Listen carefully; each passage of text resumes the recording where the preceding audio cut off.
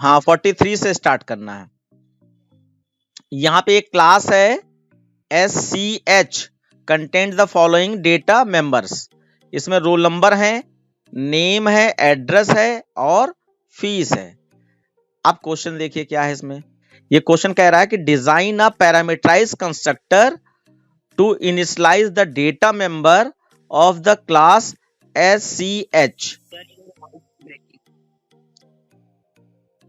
Voice break हो रही है? हाँ तो ठीक है। तो ये कहा जा रहा है कि ये एक क्लास दी गई है, इसका डिस्क्रिप्शन बता दिया। अब ये कह रहे हैं कि design a parameterize constructor to initialize the data member of the class SCH। तो SCH नाम की ये जो क्लास है, अगर पैरामीटराइज कंस्ट्रक्टर आप बनाओ तो उसमें ये डेटा मेंबर कैसे इनिशियलाइज होंगे, ये कह रहा है, ये पूछा जा रहा है इसमें। तो यानी कि आप क्या करोगे, किसी को आइडिया है? मैं बताना शुरू करूं। आपका कहा जा रहा है क्लास का नाम क्या है, आपको करना क्या है इसमें, ये करना है क्लास। अब क्लास का नाम SCH है, कर्ली ब्रैकेट स्टार्ट किया। कह रहे हैं कि वेरिएबल्स जो भी उसमें दिए हैं INT। हाँ बच्चों, तो ये देखिए साफ साफ दिखाई पड़ रहा है रोल नंबर, आपका INT रोल नंबर जिस तरीके से है उसी तरीके से लिखना है। और उसके बाद स्ट्रिंग, स्ट्रिंग नेम, उसके बाद स्ट्रिंग एड्रेस, एड्रेस हो गया, और उसके डबल फीस, ये आपने वेरिएबल डिक्लेयर कर दिए। अब वो कह रहे हैं कि इन सारे वेरिएबल्स की डिफॉल्ट वैल्यू इनिशियलाइज करो, पैरामीटराइज कंस्ट्रक्टर से वैल्यू इनिशियलाइज करो, ये कहा जा रहा है। एक बार फिर से आपको दिखा दे रहा हूं। ये कह रहे हैं design a parameterize constructor to initialize the data member of class SCH। तो अब पैरामीटराइज कंस्ट्रक्टर बनाने का रूल क्या है, याद कीजिए जरा, कि कंस्ट्रक्टर को पब्लिक में डिक्लेयर किया जाता है, तो पब्लिक, और कंस्ट्रक्टर का नाम क्लास के नाम से सेम होता है, तो SCH। और क्योंकि पैरामीटराइज बनाना है, इसका मतलब इसके पैरेंथेसिस ब्रैकेट में आपको नए वेरिएबल डिक्लेयर करने पड़ेंगे जिसमें ये वैल्यू आई होगी। जो नए बच्चे हैं, ये फंक्शन टॉपिक का है, तो ऐसे बहुत सारे अलग अलग क्वेश्चन आएंगे, तो आप मतलब परेशान ना होइएगा। जो आपके मतलब का है वो आप पढ़ते जाइए, और मैं समझा हर चीज रहा हूं कि ये गिवन था और पैरामीटराइज कंस्ट्रक्टर से वैल्यू प्रोवाइड कराने का काम होता है, तो हमें यहाँ पे नए वेरिएबल डिक्लेयर करने पड़ेंगे। तो जैसे रोल नंबर को वैल्यू देनी है, तो यहाँ पे इसके पैरेंथेसिस ब्रैकेट में INT और ये रोल नंबर, तो रोल नंबर के लिए कोई नया वेरिएबल लेना पड़ेगा। मान लीजिए हमने R ले लिया, फिर उसके बाद स्ट्रिंग, और स्ट्रिंग में हमें नेम को वैल्यू देनी है, तो हमने यहाँ पर सपोजेड वेरिएबल का नाम N ले लिया। फिर उसके बाद स्ट्रिंग, मैं इसको स्ट्रिंग और फीस बस इतने रह गया, ठीक है, इसको बड़ा करके देख लीजिए। फिर मैंने स्ट्रिंग और एड्रेस के लिए मैंने वेरिएबल मान लीजिए AD ले लिया, AD, और फिर डबल, और फीस के लिए मैंने यहां पर F ले लिया, F ले लिया। अब जो क्वेश्चन था उसके हिसाब से कहना था कि ये जो डेटा मेंबर दिए गए हैं, इनको पैरामीटराइज कंस्ट्रक्टर से वैल्यू इनिशियलाइज करके दिखाओ। तो आपको खाली करना यहाँ पे ये था name, name is equal to, name के लिए हमने कौन सा वेरिएबल माना है, N माना है। अच्छा, ये पहले रोल नंबर था, लेकिन इससे कोई फर्क नहीं पड़ता, आप कोई भी आगे पीछे कर सकते हो। रोल नंबर लिख देते हैं, रोल नंबर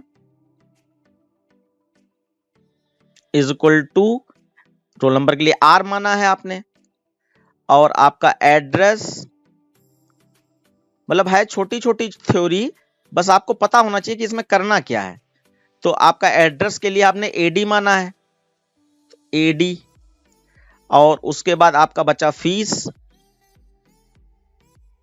तो फीस के लिए आपने F माना है, तो यहां पर F ले लिया। जैसा वेरिएबल लिखा है वैसा ले लें तो ज्यादा अच्छा है। हमने F थोड़ा सा अपर केस टाइप का लिया है, तो वैसे लिख लेंगे। और उसके बाद इसको बंद कर दीजिए। और फिर आप क्लास बंद कर दीजिए, डॉट डॉट डॉट क्लास बंद कर दिया।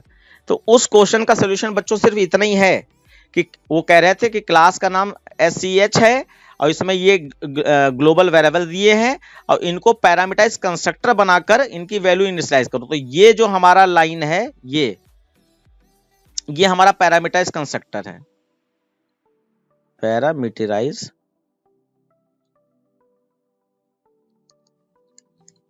मीटराइज्ड कंस्ट्रक्टर।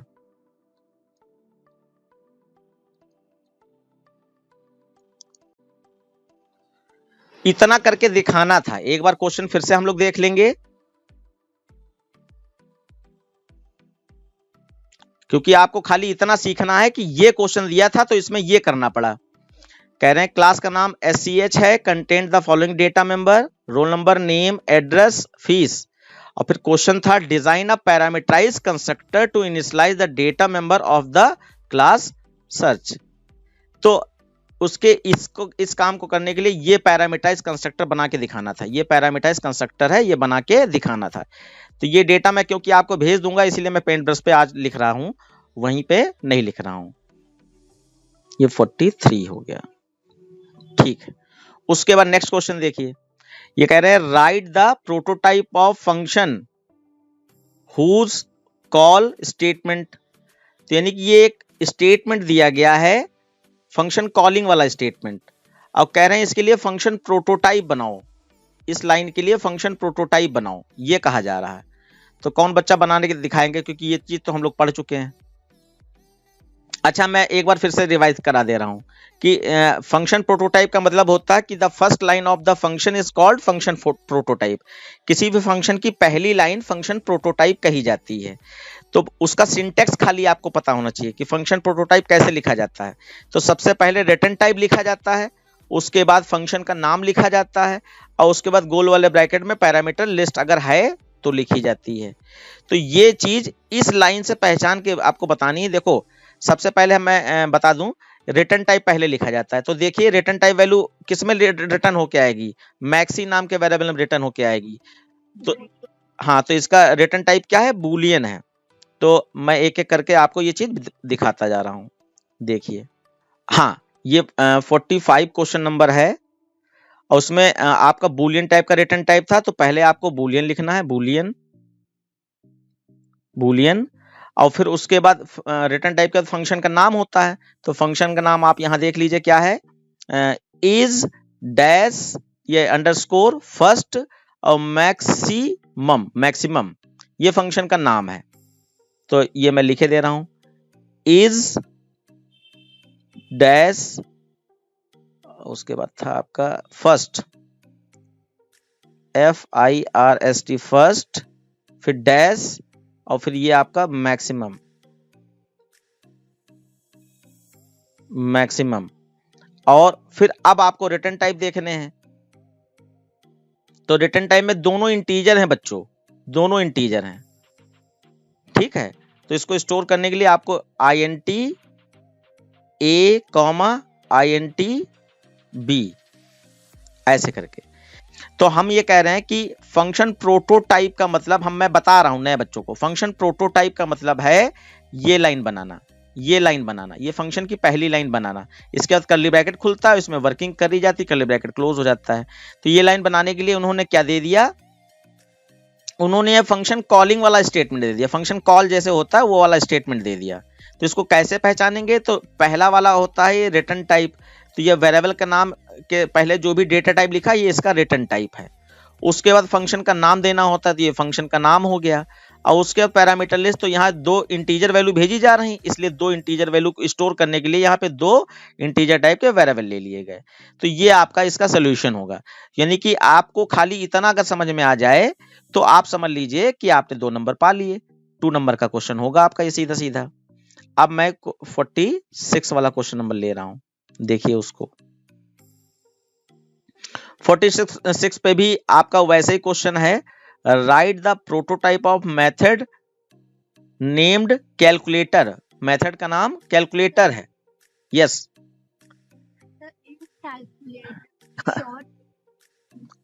हाँ देखो, ये जो तेज बच्चे होते हैं वो आगे का भी सोच रहे हैं, उनको वो चीज समझ में आ चुकी है, इसलिए उन्होंने आगे का क्वेश्चन पढ़ लिया है। खैर मुझे तो पढ़ना है।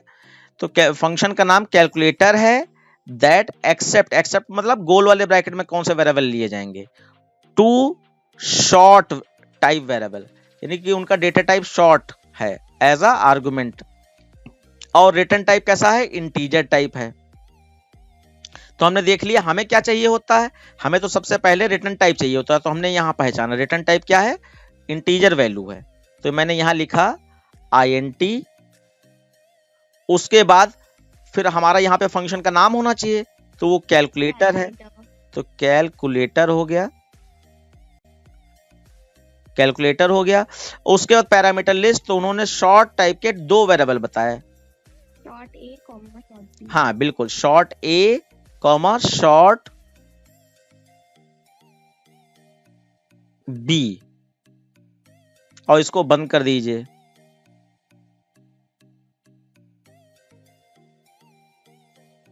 इसको मैं सही कर दे रहा हूं थोड़ा सा,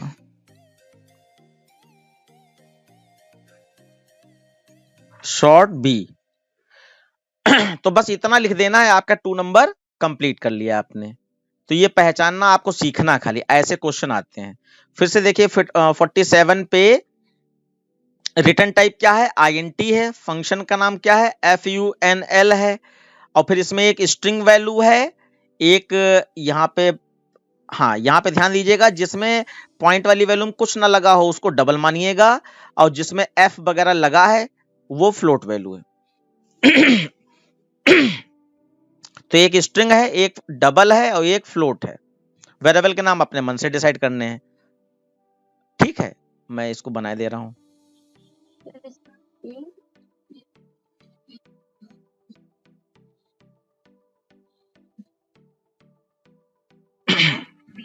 हाँ ऐसे कुछ होगा। तो फंक्शन का नाम क्या था आपका, FUNL, NL हो गया, और उसके बाद यहां पर पहला स्ट्रिंग टाइप का है, तो स्ट्रिंग वेरिएबल का नाम कोई भी रख दीजिए, S रख दिया, और फिर उसके बाद डबल टाइप का है, तो डबल, और वेरिएबल का नाम कुछ भी रख दिया, यहाँ पे मान लीजिए आपने A ले लिया, और उसके बाद फ्लोट टाइप का है, तो यहाँ पे फ्लोट, आपने वेरिएबल का नाम B लिख दिया, तो ये 47 हो गया आपका। बस इतना ही लिखना है। उसके बाद जो है फिर देखिए, give the prototype of function exam, exam नाम का फंक्शन, ओके।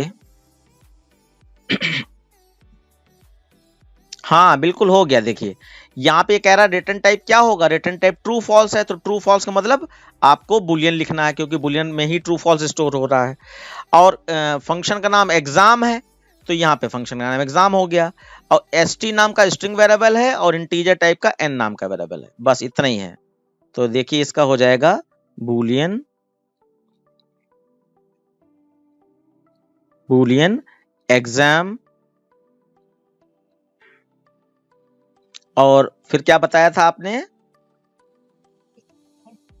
हाँ string ST comma INT N, बस इतना ही लिखना है, आपका 2 नंबर पक्का। तो ये एक क्वेश्चन मिलेगा, इतने सारे क्वेश्चन इसीलिए आपको करवाए जा रहे हैं।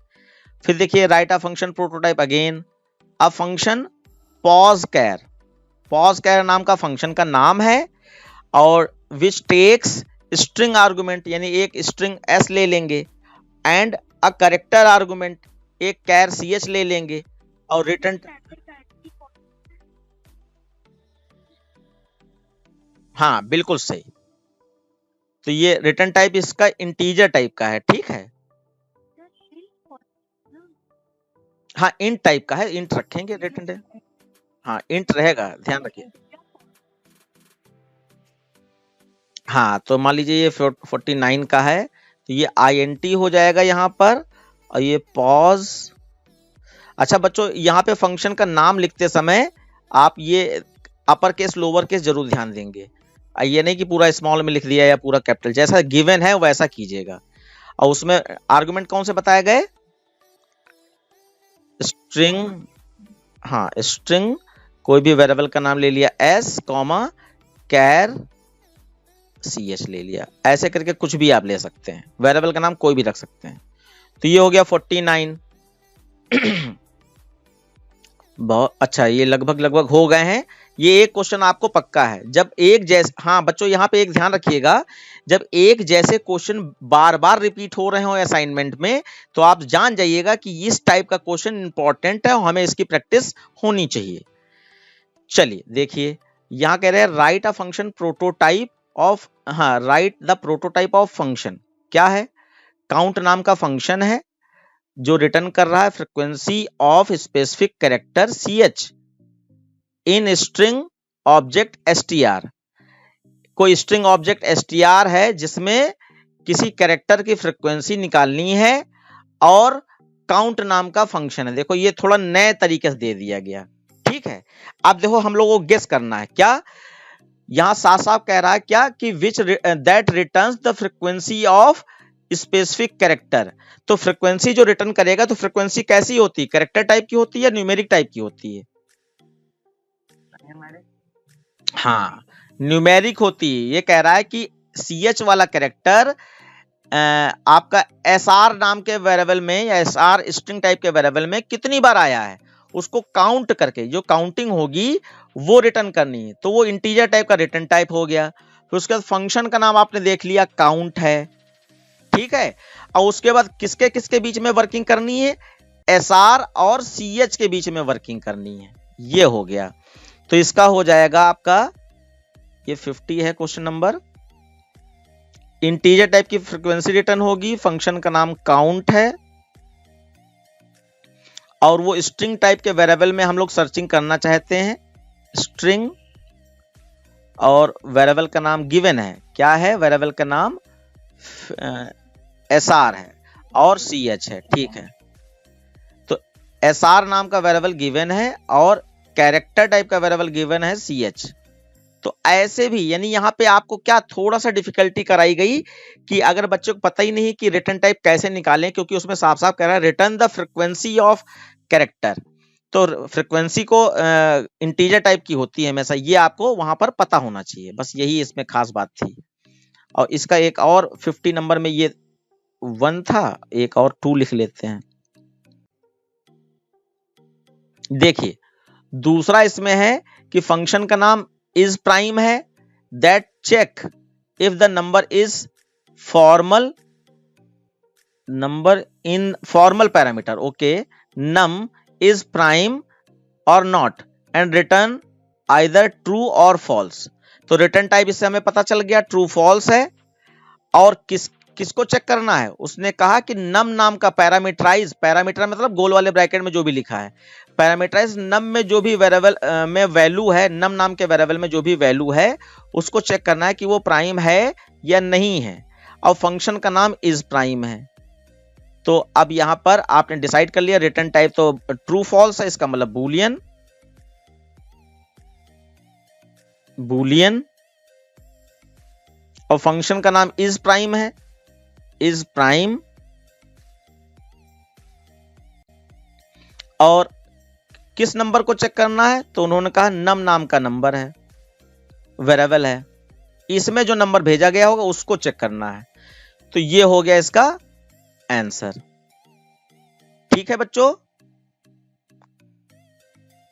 एक बार फिर से चाहे पढ़ लीजिए। इज प्राइम फंक्शन है दैट, हाँ ठीक है। अब देखिए ये इस टाइप के क्वेश्चन पूरे हो गए। अब थ्योरी के कुछ अलग इंपॉर्टेंट क्वेश्चन। यहां पे सबसे पहला क्वेश्चन आपको दिखाई पड़ रहा होगा 51 पे है, what are identifiers. Question number 51, what are identifiers. कौन बताएगा बच्चा?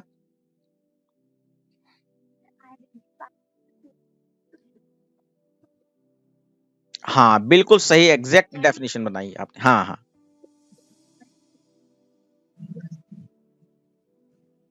हाँ हाँ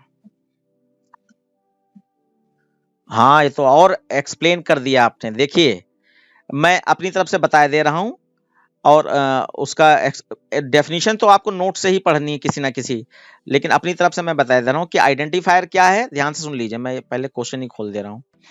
आइडेंटिफायर क्या है कि जो भी हम जावा प्रोग्राम में कोई भी नाम अपनी तरफ से, यानी यूजर कोई भी नाम अपनी तरफ से जो भी जावा प्रोग्राम में अलग अलग चीजों के लिए दे सकता है, या उसको जो परमिशन होती है कि किस किस चीज का प्रोग्राम में नाम अपनी तरफ से यूजर रख सकता है, तो वो सारे नाम रखना ही आइडेंटिफायर है। तो अब डेफिनेशन एक बार सुन लेंगे हम लोग। Identifier are the name which is given to the different part of the Java program. ध्यान सुनिए, identifier are the name which is given to the different part of the Java program. अब यहां पे like कौन कौन से नाम हम लोग जावा प्रोग्राम में अपनी तरफ से यूजर रख सकता है? क्लास का नाम, क्लास नेम हो सकता है, ठीक है। ऐसे वेरिएबल का नाम अपनी तरफ से ही रखा जाता है या रख सकते हैं, और कोई भी फंक्शन का नाम, मेथड, इनपुट, कंप्यूट, डिस्प्ले जो होते हैं उनके नाम हम लोग अपनी तरफ से डिसाइड कर सकते हैं, यूजर डिफाइंड मेथड। और कोई भी ऑब्जेक्ट नेम, ये चार मेन है। बाकी हायर लेवल पे जाओगे तो आपका इंटरफेस वगैरह भी आ जाता है, तो वो है नहीं आपके कोर्स में, इसलिए उसको हम नहीं कह रहे हैं। तो ये नाम आप अपनी तरफ से रखते हो, तो ये मतलब जावा प्रोग्राम के डिफरेंट पार्ट को नाम देना ही आइडेंटिफायर होता है। तो identifier are the name which is given to the different part of the Java program. तो एग्जाम्पल के रूप में हम अगर यहां पे कहें, तो जैसे आप लिखते हो क्लास, और क्लास का नाम आपने XYZ रख दिया तो ये क्या है? आइडेंटिफायर है। उसके बाद ये मान लीजिए public static void main PSVM ये लिखा, और फिर यहां पर आप यहां पे क्या लिखोगे? मान लीजिए वेरिएबल रखोगे, तो INT A, B, C, तो ये ABC क्या है? आइडेंटिफायर है, यानी वो नाम, वेरिएबल के नाम, ये हो गया उसके बाद यहां पे आपने लिखा वॉइड इनपुट, तो इनपुट जो नाम रखा है, तो ये इनपुट क्या है? ये हम चाहे इनपुट रखें, चाहे एक्सेप्ट रखें, और चाहे गेट डेटा रखें, हमारी मर्जी, क्योंकि यूजर डिफाइंड फंक्शन है ये। तो ये नाम क्या है? ये मेथड का नाम है, मेथड यानी फंक्शन का नाम है। हमारी मर्जी वेरिएबल का नाम ABC रखें, हमारी मर्जी वेरिएबल का नाम XYZ रखें, ये क्या है? वेरिएबल का नाम। तो ये वेरिएबल के नाम आइडेंटिफायर कहे जाते हैं, ये क्लास का नाम आइडेंटिफायर कहा जाता है, मेथड का नाम। और जब नीचे ऑब्जेक्ट बनाते हैं क्लास का, तो क्या होता है? Class name OBJ is equal to new class name. तो यहां पर जो ये ऑब्जेक्ट का नाम हमने रखा, ये ऑब्जेक्ट का नाम, ये क्या है? ये भी आइडेंटिफायर है। हमारी मर्जी हम OBJ रखें, हमारी मर्जी हम OB रखें, हमारी मर्जी हम यहां राम रख दें, XYZ, Ram is equal to new XYZ। तो ये चार नाम जो हैं, ये इनको आपका नाम, कोई भी वर्ड प्रोवाइड करना, नाम प्रोवाइड करना, चार चीजों के लिए, उसी को आइडेंटिफायर कहते हैं। सारे बच्चे अच्छी तरीके समझ गए?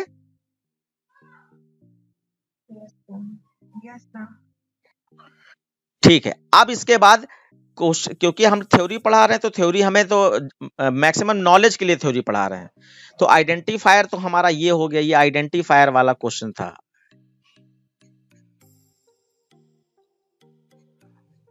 आइडेंटिफायर वाला क्वेश्चन था, ठीक है।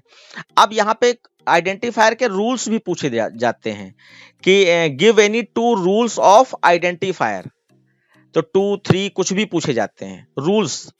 तो कितने बच्चों को कुछ मालूम है आइडेंटिफायर के रूल्स? यानी रूल्स का मतलब हुआ कि जो नाम रखे जाते हैं, तो नाम रखते समय क्या ध्यान रखा जाता है कि अगर ऐसा कर दिया तो वो गलत हो जाएगा, और ऐसा कर दिया तो वो सही हो जाएगा। पहला रूल,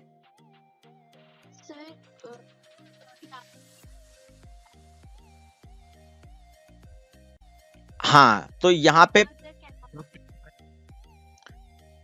हाँ, देखिए अलग अलग बच्चे बता रहे हैं, और सारे रूल देखो सामने आ गए, लेकिन अब मिक्सअप हो गए हैं, इसलिए मैं एक एक करके बता दे रहा हूं। सबसे पहला रूल बच्चों याद रखिएगा, सबसे पहला रूल था कि किसी भी नाम की स्टार्टिंग डिजिट से नहीं होनी चाहिए। जैसे हमने यहाँ INT वेरिएबल का नाम हम ऐप रखना चाहते थे, APP, हमने यहाँ पे 9 ऐप कर दिया, 9 ऐप, तो ये ऐसे अगर वेरिएबल का नाम लिख दिया तो the name can not be start with digit, ये पहला रूल है, तो ये गलत है। अगर आप रखना चाहो तो INT app9 रख सकते हो, app9 ये रख सकते हो। लास्ट में डिजिट हो सकती है वेरिएबल के नाम में, बीच में हो सकती है, लेकिन स्टार्टिंग डिजिट से नाम नहीं हो सकता है। जैसे अब ये वेरिएबल के नाम के बारे में हम बता रहे हैं, अब यही क्लास के नाम के बारे में भी रूल है, यही फंक्शन के नाम के बारे में भी रूल है, और यही ऑब्जेक्ट के नाम के बारे में भी रूल है कि वेरिएबल के कोई भी नाम रखोगे उसकी डिजिट से स्टार्टिंग नहीं होनी चाहिए, पहला रूल है। ये अपना याद कर लीजिएगा, मैं यहाँ पे पूरा एक्सप्लेनेशन नहीं लिख रहा हूँ, बोल रहा हूँ, और वीडियो बनी रही है तो आपको कभी देखनी होगी तो आप फिर से देख सकते हो। ठीक है, अब इसका दूसरा रूल मैं बता रहा हूं। ये आपका जो है अल्फाबेटिक होने चाहिए नाम, यानी ABCD से मिलकर बने होने चाहिए। ये दूसरा रूल है, मैं लिख नहीं रहा हूं। और साथ में इसमें और क्या याद रखना होता है कि इसमें 2 स्पेशल कैरेक्टर खाली यूज किए जा सकते हैं, स्पेशल कैरेक्टर, और कोई स्पेशल कैरेक्टर यूज नहीं हो सकता है। कौन से 2 स्पेशल कैरेक्टर हैं? एक अंडरस्कोर और एक $, ये 2 सिर्फ यूज हो सकते हैं, बाकी डॉट जैसे लगाना है ये स्पेशल कैरेक्टर है, या डॉलर्स वो क्या कहते हैं एंड का साइन हो गया, इक्वल साइन हो गया, प्लस माइनस इंटू डिवाइड हो गया, ये सब गलत है। सिर्फ 2 ही नाम हो सकते हैं, 2 ही कैरेक्टर हो सकते हैं। एग्जाम्पल मैं दे रहा हूं यहां पर, कैसे? जैसे आपने यहां लिखा स्ट्रिंग STU और यहां पे अंडरस्कोर साइन लगाया और आपने नेम लिख दिया। तो अगर वेरिएबल के नेम में स्पेस देना है तो ये अंडरस्कोर का साइन लगाकर आप स्पेस दीजिए। स्पेस, और ये भी रूल है, space not allowed between identifier name. तो यहाँ पे स्टूडेंट अगर ऐसे लिख देते, स्टूडेंट STU और स्पेस नेम लिख देते हैं ऐसे करके, ये सेमीकोलन हो गया, तो ये सही है और ये गलत है। तो स्पेस जो है अंडरस्कोर साइन लगा सकते थे, और हम चाहते अंडरस्कोर ना लगाते तो यहाँ $साइन लगा देते कि 2 वर्ड अलग अलग हैं, $साइन लगा देते, बीच में स्पेस नहीं दे सकते। ठीक है, तो ये दोनों कैरेक्टर आप यूज कर सकते हैं, और इसके अलावा कोई कैरेक्टर यूज नहीं कर सकते हैं। और तीसरा इंपॉर्टेंट रूल है यहाँ पर कि इट डज नॉट कंटेन, हाँ, या must not contain Java, must not contain any Java keyword, यानी जावा का कीवर्ड नहीं होना चाहिए। जैसे कि यहाँ पे मैं लिख के दिखा रहा हूं, जैसे आपने लिखा INT और यहाँ पे लिख दिया डू, वेरिएबल का नाम डू रख दिया। अब डू तो डू वाइल लूप होता है, डू जो है कीवर्ड है, डू वाइल लूप है, तो इसका मतलब ये गलत है। और एक एग्जांपल ले लीजिए, INT आपने यहाँ पे लिख दिया वाइल, आपने यहाँ पे लिख दिया ब्रेक, तो ब्रेक क्या है? ब्रेक तो वेरिएबल का नाम है, तो इसका मतलब ये गलत है। तो कोई भी जावा का रिजर्व कीवर्ड आइडेंटिफायर नेम के रूप में यूज नहीं कर सकते। तो ये भी आप प्लीज याद रखिएगा, ये इसके साथ साथ ये भी याद रखिएगा कि ये 4 चीजों के नाम रखना ही आइडेंटिफायर कहा जाता है। और आइडेंटिफायर के ये बेसिक 3 रूल हैं कि किसी भी नेम को की स्टार्टिंग डिजिट से नहीं होनी चाहिए, और नेम में स्पेस नहीं दे सकते, और स्पेस की जगह पर अंडरस्कोर या $साइन यूज कर सकते हैं, और नेम में जावा कीवर्ड कोई यूज नहीं होना चाहिए। ये 3 मेन रूल हैं। हाँ बताओ।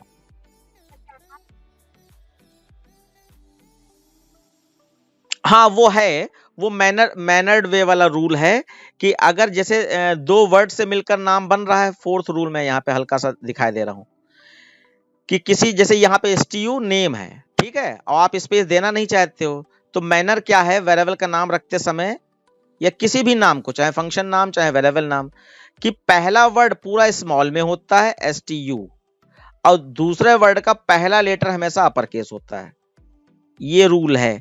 लेकिन इसका अगर इसको आप नहीं भी मानते हो तो कोई फर्क नहीं पड़ता है, आपका एरर कोई नहीं आएगी। आप पहला वर्ड का पहला लेटर पूरा स्मॉल लेटर में लिखोगे, और फिर जो भी इसके आगे ऐड होता जाएगा नेक्स्ट वर्ड, उसका पहला लेटर अपर केस में होगा। तो इसीलिए आपने हमेशा देखा है कि वेरिएबल के नाम जो भी हम लोग वहां पे यूज करते हैं स्ट्रिंग फंक्शन में या कैरेक्टर फंक्शन में, तो जैसे क्या लिखते हैं, फंक्शन का नाम लिखते हैं इज अपर केस, अपर और केस। ये देखो फंक्शन का नाम लिखा, तो पहला वर्ड पूरा स्मॉल में, फिर हर वर्ड का पहला लेटर अपर केस में, ये रहता है खाली। तो अपर का यू अपर केस हो गया और केस का सी अपर केस हो गया। ठीक है ना, ये अंदाजा आपको मिल गया होगा। ठीक है, नेक्स्ट क्वेश्चन देखिए। अब कोई बात कहनी हो तो प्लीज कह दीजिएगा, ठीक है। उसके बाद नेक्स्ट क्वेश्चन है, what is an empty loop, give an example. Definition नहीं लिखूंगा, खाली उसका एग्जांपल लिखूंगा, क्योंकि एग्जांपल ही पूछा है।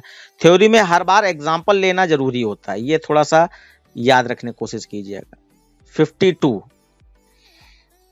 एम्प्टी लूप की मतलब हिंदी बताई गई, हिंदी में मैं बता दे रहा हूं कि कोई भी ऐसा लूप जिसके लूप बॉडी में कोई स्टेटमेंट ना हो, कोई भी ऐसा लूप जिसकी लूप बॉडी में कोई स्टेटमेंट ना हो, वो एम्प्टी लूप कहा जाता है। तो the loop which have does not contain any statement in loop body, then it is called आपका एम्प्टी लूप। और इसको बॉडीलेस लूप भी बोलते हैं, बॉडीलेस लूप, इसके अंदर कोई स्टेटमेंट नहीं होते हैं। एग्जाम्पल देखें, एग्जाम्पल में जैसे आपने लिखा फॉर, इसके एक कंफ्यूजन करने वाला एग्जाम्पल है, वो मैं बता दूं पहले आपको। For I is equal to 1, I is less than equal to 5 और आई प्लस प्लस, ये बोर्ड में आ चुका है और बच्चे काफी गलत किए थे। तो यहाँ पे मैं, और इसके बाद जो है यहाँ पे सेमीकोलन लगा था, ये एक नई चीज थी। और फिर यहाँ पे लिखा था, और इसका कोई कर्ली ब्रैकेट नहीं खुला था, SOPLN आई लिखा था। ठीक है, ये था। और पूछा, ये तो खैर एम्प्टी लूप का एग्जांपल है, लेकिन मैं यहाँ पे थोड़ा और भी डिस्कस करना चाहूंगा। यहाँ पे आउटपुट क्या आएगा इसका, ये कोई बताने की कोशिश करे, इसका आउटपुट क्या आएगा। क्यों 1 से 5 तक चल रहा है, इनफाइनाइट कैसे हो जाएगा। आई लेस देन इक्वल टू भी लगा है, प्लस प्लस भी लगा है, कहीं ना 5 से तो रुक ही जाएगा ना। सेमीकोलन का मतलब तो टर्मिनेट द लाइन होता है, इनफाइनाइट लूप से क्या लेना देना इसका।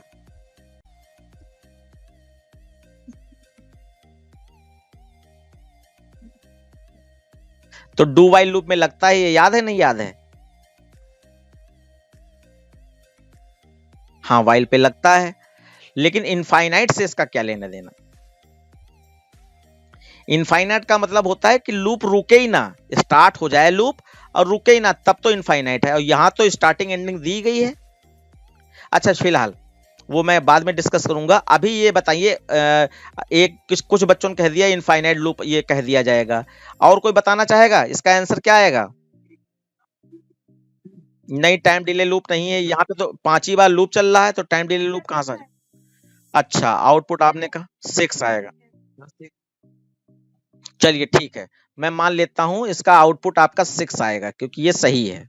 देखिए जरा एक बार इसका फंडामेंटल समझ लीजिए।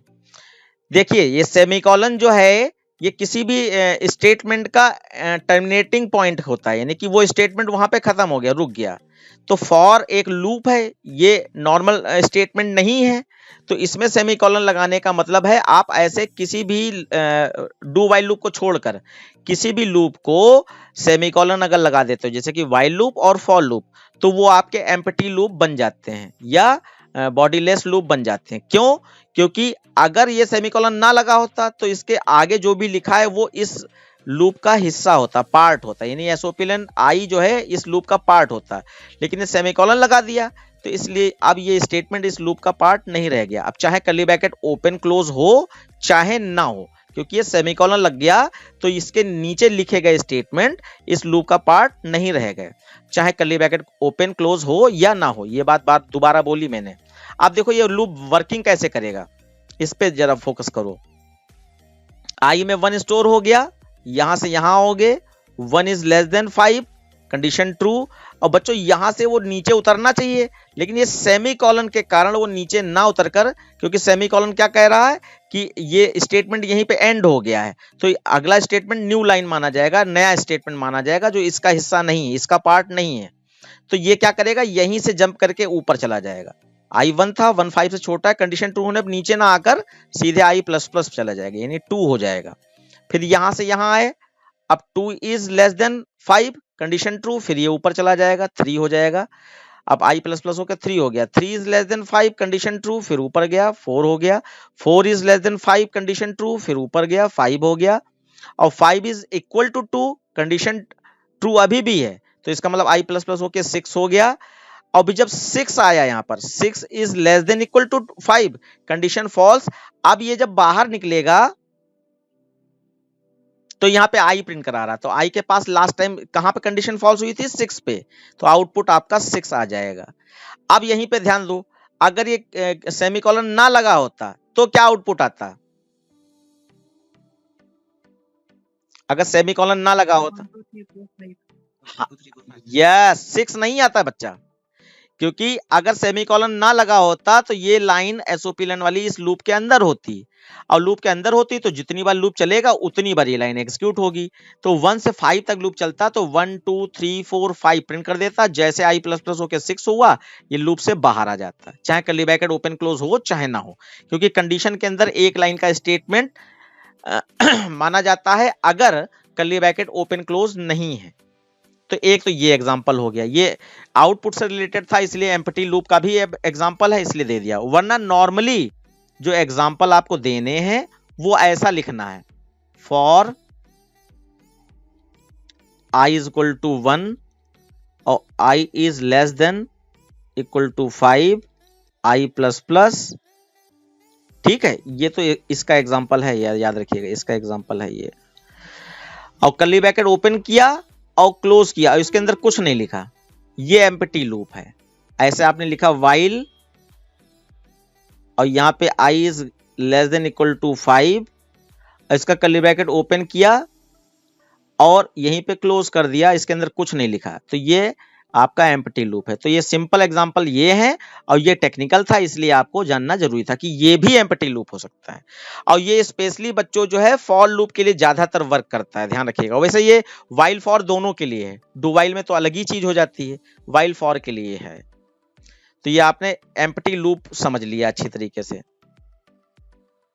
इसके बाद बच्चों आप नेक्स्ट क्वेश्चन है आपका 56 पे, what is mean by nesting of loop, explain with the example. तो नेस्टिंग ऑफ लूप क्या है, side loop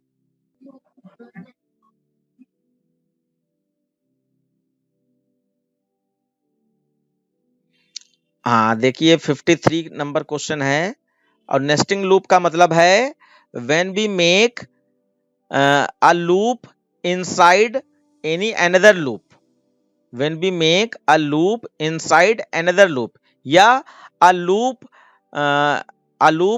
contain another loop inside their body, ऐसे करके समझिए।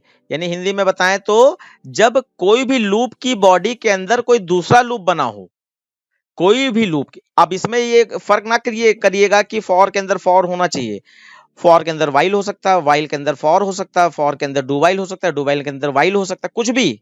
जब किसी भी लूप के अंदर कोई दूसरा लूप लिखा जाए या बनाया गया हो तो उसको नेस्टिंग ऑफ लूप कहते हैं।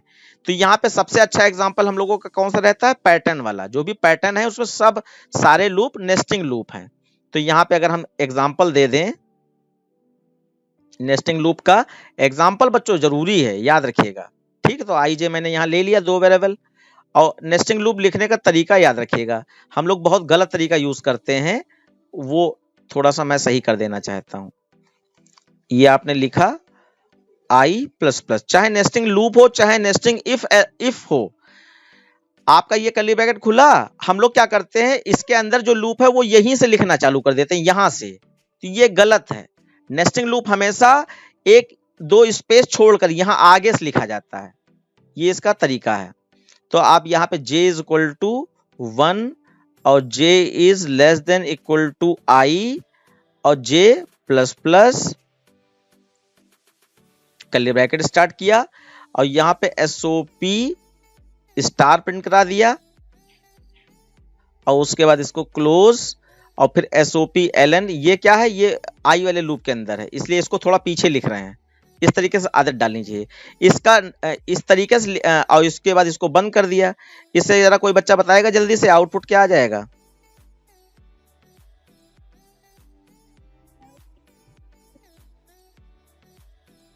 बहुत अच्छा, बहुत अच्छा।